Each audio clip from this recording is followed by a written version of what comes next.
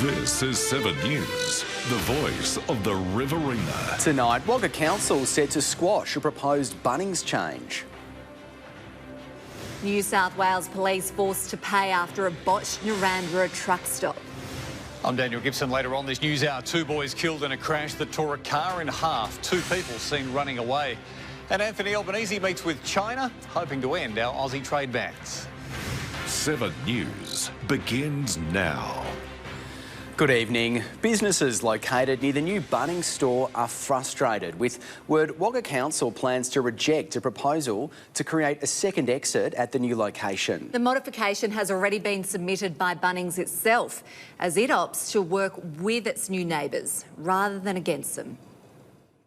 Wagga Bunnings is set to get bigger and it's moving up the road. But neighbouring businesses are not pleased with the potential traffic issues the new build could produce. The old development is working perfectly well. Almost 4 years ago, Bunnings submitted a development application to relocate to the corner of Sturt and Olympic Highway. Currently, the new site plans only include one exit for traffic, and that's out of Saxon and By Street. And these are just 2 little industrial streets. They're not going to be capable of carrying that sort of traffic.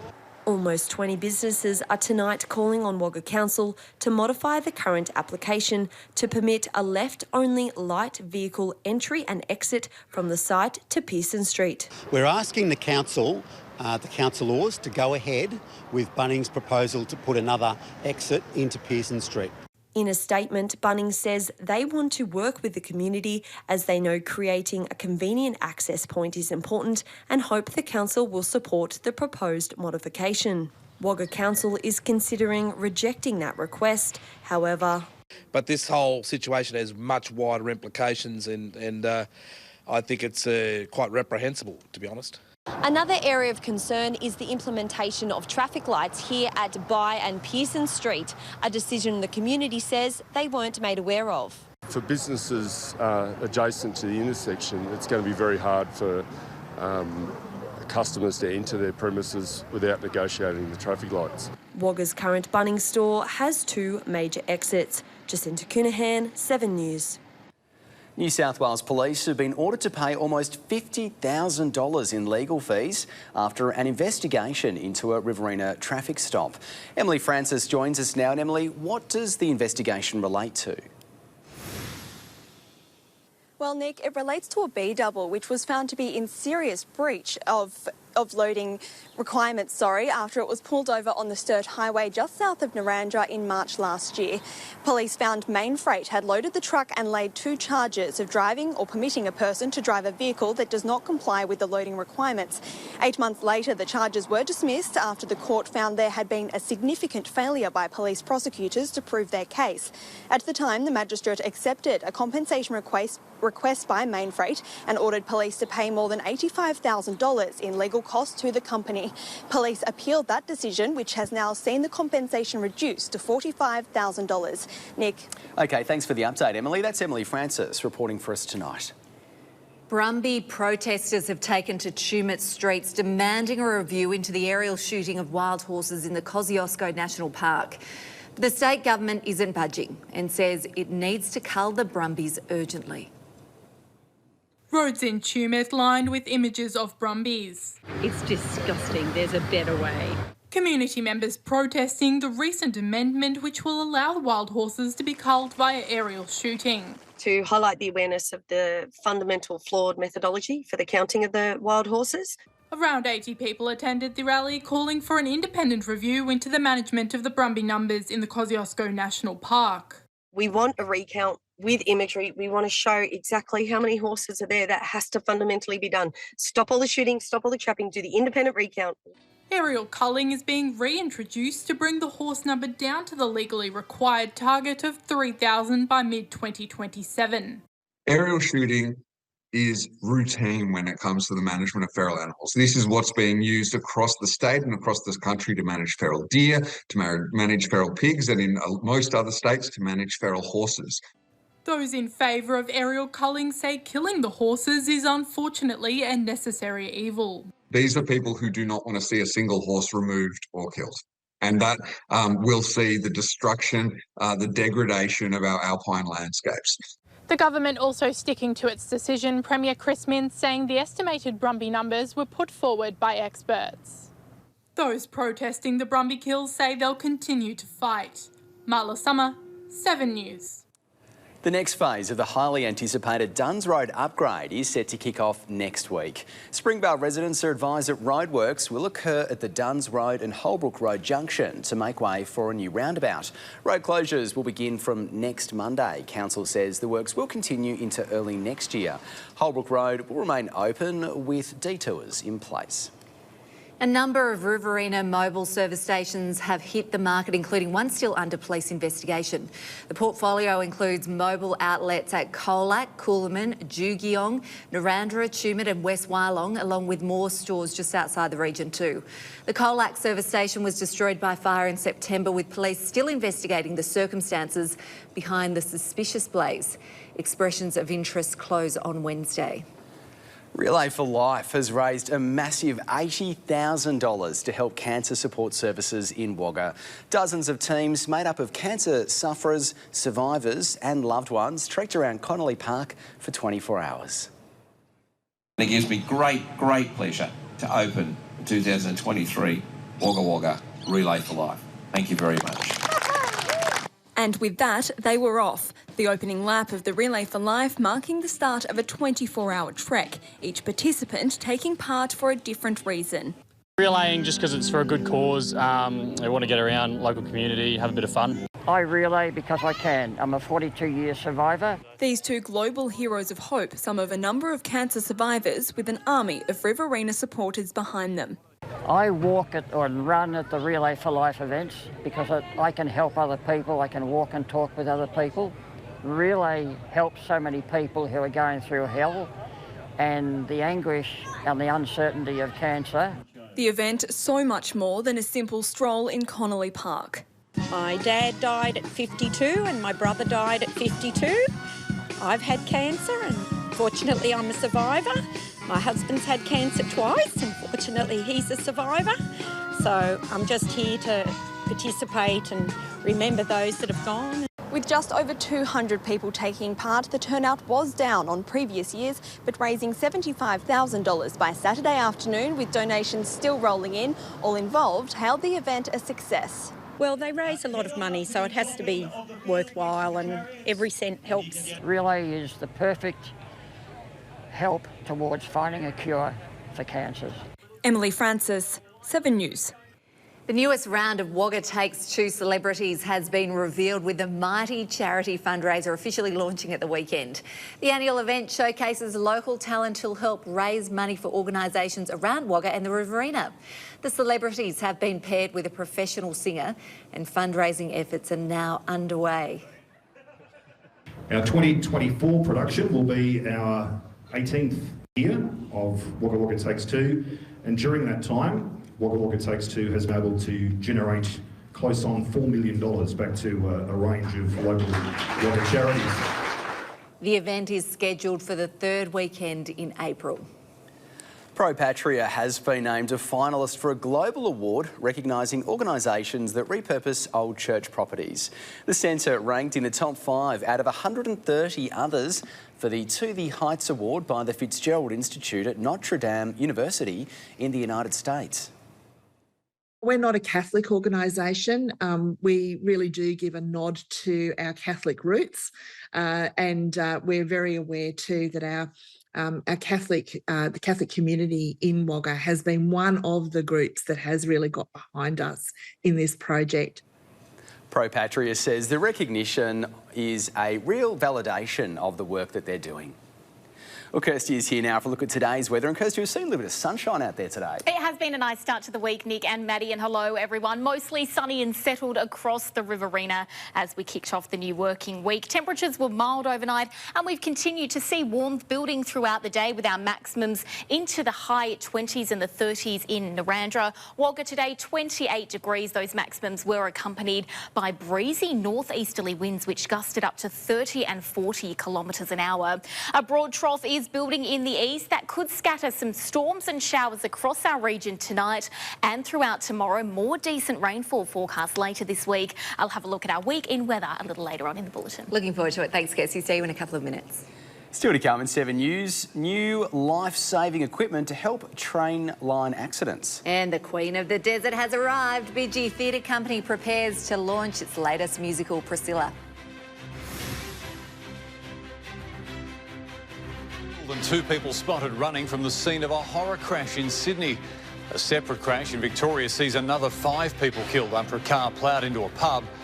And the PM prepares for a meeting with China, hoping to lift all of our trade bans.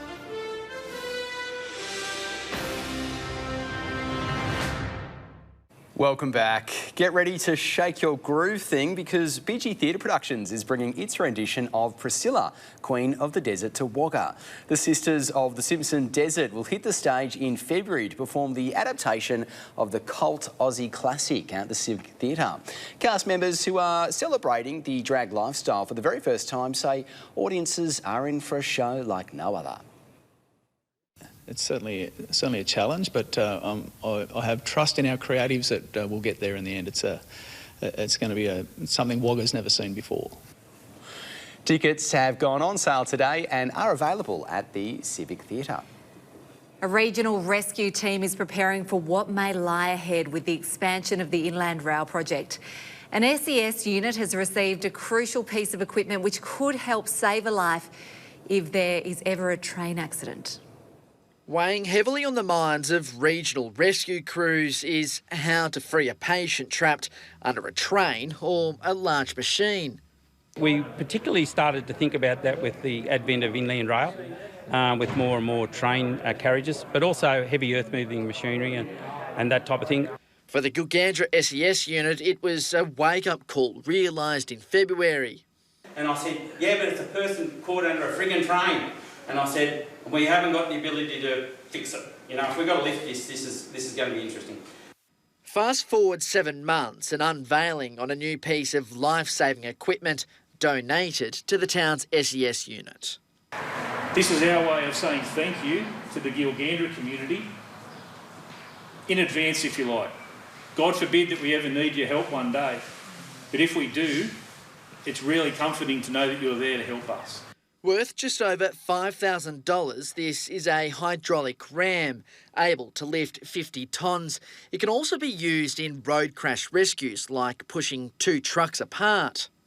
To get that bit of equipment which can help in so many more situations, having the ability to push 50 tonnes 6 inches, 6 inches might not seem like a long way, but that could save someone's life. Often with a ram, whenever a person's pinned by an arm, leg or something like that, you only need to lift the object. Even heavy tractors, you only need to lift them maybe 5, 10 centimetres, 15 centimetres at the most to simply slip somebody out. Hamish Southwell, 7 News. Up next in 7 News, St Michael's moved to the top of the local cricket ladder after claiming their 2nd win. And high hopes for speedway racing events.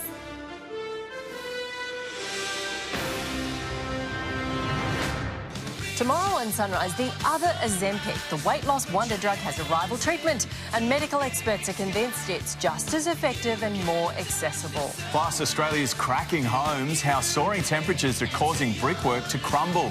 The simple steps to keep your house strong. See you in the morning. Welcome back. From cellar dwellers to ladder leaders, St Michael's are continuing to take the Wagga cricket competition by storm. All 6 teams are tied on 8 points, but the Saints slipped into top spot with another stellar batting performance. Looking to double their total number of wins last season with a victory against Wagga RSL, St Michael's won the toss and elected to bat. Brendan Gale contributed 44, but for the 3rd time this season, the day would belong to star batsman Beck Frostick. Frostick smashed 120 off 127 balls during a stint which featured 9 boundaries and 5 sixes. He became the first player to celebrate a 2nd top-grade century this season before Miles Guy ended his time at the crease. Bulldogs veteran Ben Willis was confident he'd snagged another victim. The Saints finished 8 for 236 off their 50 overs to set Wagga RSL a reasonable challenge. 6 players finished in double figures for the Bulldogs, with Braith Gain top scoring with 38. Despite their best efforts, the Bulldogs were all out for 182 in the 48th over. Across town, and Kringle Colts were without captain Sam Gainsford for their round 4 showdown against South Wagga. Keenan Hennigan led the way with the bat, posting 34. McGregor, Hennigan wasn't far behind with 26 when Alex Smith sent him packing. The Colts managed 163 before they were dismissed in the 46th over. South Wagga chased down the total in the 37th over. In the final game of round 4, Lake Albert caused a huge upset by claiming an 8-wicket win over Wagga City. The Cats were bowled out for 96 in the 37th over, and the Bulls took less than 22 overs to surpass the total. Steph Muir, 7 News. Well, staying on cricket, and veterans of the sport proved age is just a number during a historic clash at McPherson Oval. Everyone involved in the first Masters showdown between Wagga and the ACT was over the age of 70. One Wagga player returning to the pitch for the very first time since 1976. The relaxed 40-over fixture was played on a smaller field under modified rules. 35 balls, 35 runs, if you get that many is the limit. We can recycle batsmen if they're not out. Veterans cricket is growing at a rate of 17% a year right around Australia. With the support of the ACT, Wagga is hoping to establish a team to compete in the nation's capital. Hawkesbury galloper Michael Leon is guaranteed a start in Gundagai's Snake Gully Cup on Friday week. The gelding is exempt from the ballot after causing an upset in the Stan Sadlier Stakes at the Murrumbidgee Turf Club. Wagga's Rocket Tigers started out favourite and finished third. Meanwhile, Gary Colvin, trained another one, has finished third in the Goulburn Cup behind Green Benny and Fearson. He was scratched from Barn Dance at Royal Randwick after drawing barrier 14. High-octane action captivated fans at the Yarragundry Speedway as the Arena Cross Open made a welcome return. The increasingly popular event attracting 130 riders, that's up from 82 last year. As the old saying goes, if you build it, they will come. The Wagga Motorcycle Sports Club has been slowly establishing an arena cross track at Yarragundry. The facility hosted a major Supercross event in December, and the same track was utilised for this weekend's Arena Cross Open event. Give the kids somewhere to train, ride, practice, get ready to go and bash it up with the big boys next weekend in Newcastle. The track's awesome. It's really fun, and yeah, got 4th in the first race. 3 of Wagga's brightest prospects, Geordie Taylor, Lockie Vincent and Cameron Shaw, used the event to prepare for round 2 of the Australian Supercross Championship in Newcastle. Dylan Wills took out the pro class on Saturday and pocketed an extra $500 with a win in the feature race over 10 laps. Everyone's keen to jump on board and get as close to the Supercross racing as possible, which Arena Cross offers that very close to Supercross style of racing. The event attracted competitors from 4 states. Talented junior Eliza Dennis says while motocross is her favourite discipline, she enjoys the challenge of arena cross racing. Motocross is outdoors and this is in a tighter space. She's got high hopes for 2024. We're going to try and do the Australian Aussies titles next year. The Wagga Motorcycle Sports Club is now working towards securing a Supercross event next year. Steph Muir, 7 News. To softball now, and the reigning champions are enduring a tough start to the Premier League competition. Turvey Park Red was heavily undermanned as it suffered a 15-0 loss to South Wagga Warriors. It's the second time the team has fallen to the Warriors this season. Only 5 players from the Turvey Grand Final lineup faced the Warriors in the rematch on Saturday. But in some good news for the club, Jessica Went impressed in her first game since 2021. Still to come in 7 News, Kirsty is back and she's got your all-important local weather forecast. That's next. Good evening, everyone. A coastal low pressure system and moist easterly winds have generated heavy downpours along the north coast. This system will move west into parts of the inland over the next couple of days, bringing with it humid and unstable weather, including showers and thunderstorms to most of the eastern half of New South Wales. We can see this eastern section picking up most of the upcoming rainfall, with Thursday looking like the day for the heaviest showers. Around 20 to 30 millimetres is currently forecast across the Riverina, but we could see heavier showers embedded within thunderstorms. Taking a look to tomorrow's weather now, we will see partly cloudy conditions around in the morning before the chance of storms roll in, with a high chance of a shower or two, mainly through the late afternoon and early evening. At this stage in Wagga, only around 1 millimetre is forecast. Temperatures remaining in the high 20s during the day with a gusty morning wind. Adelong 28 degrees and tomorrow the same. That wet weather is forecast to continue over the next couple of days, with around 50 to 20 millimetres for the coming week. Up to 6 millimetres is forecast on Wednesday, with some warm temperatures into the 30s for Griffith and Narrandera. That chance of rain into the morning and the evening, but we could see possible storms continuing. Winds tending northeasterly but becoming lighter during the day. Grenfell 26 and Tumbarumba a top of 25. Through to Thursday, up to 15 millimetres could fall in Wagga, with storms around and a wind change. Winds shifting southwesterly up to 25 kilometres an hour. Those winds could bring a bit of a cool reprieve from the very warm temperatures remaining in the high 20s and low 30s, and a reprieve from the humidity too. As we reach the end of the working week, that chance of showers does look to ease back to no more than a millimetre or two for Friday and into the weekend ahead. Some warm temperatures on the forecast. Lovely to see some rainfall on the forecast as well. Great to see some rain, and those temperatures are all over the place at the moment. Yeah, they are a little bit. Thanks, Kirsty. See you later. And that is your local news for tonight. Thanks for watching. You can always catch up on our website or at 7plus. Right now, though, Dan has your national news. Have a lovely night. We'll see you again tomorrow night from 6 o'clock. See you then.